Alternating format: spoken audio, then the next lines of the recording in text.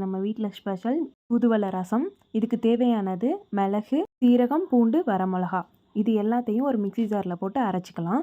தேவையான அளவு புளி தண்ணி. புளியை ஊற வச்சுட்டு இந்த பக்கம் பார்த்தீங்க மல்லித்தலை, தூதுவளை, கருவேப்பிலை. இப்போ எண்ணெய் நல்லா சூடானாலும் கடுகு போட்டு கடுகு பொரிஞ்சதுக்கப்புறம் எல்லா இலைகளையும் அதில் போட்டு நல்லா வதக்கணும். அது கூடவே வந்துட்டு மிக்சியில் நம்ம அரைச்சி வச்சுருக்கோம் இல்லையா, அதையும் சேர்த்துக்கோங்க. இப்போ மஞ்சத்தூளும் கொஞ்சம் சேர்த்துட்டிங்கன்னா அதோட ராஸ்மல் வராது.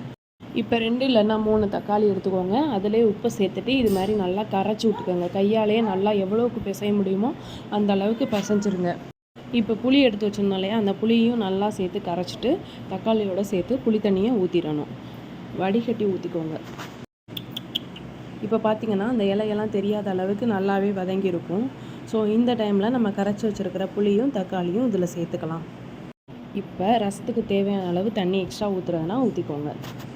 ஆல்ரெடி தக்காளியோட நம்ம கல்லுப்பு போட்டு கரைச்சிருக்கோம். இப்போ அது கூட நமக்கு பத்தலை அப்படின்னா இந்த டைமில் உப்பும் மஞ்சளும் நீங்கள் சேர்த்துக்கலாம். கொஞ்ச நேரம் சிம்மில் வச்சுட்டு பார்த்தீங்கன்னா இது மாதிரி லைட்டாக நுரையா வந்து கொதி வர ஆரம்பிக்கும். ஸோ இப்போ ஆஃப் பண்ணிடலாம்.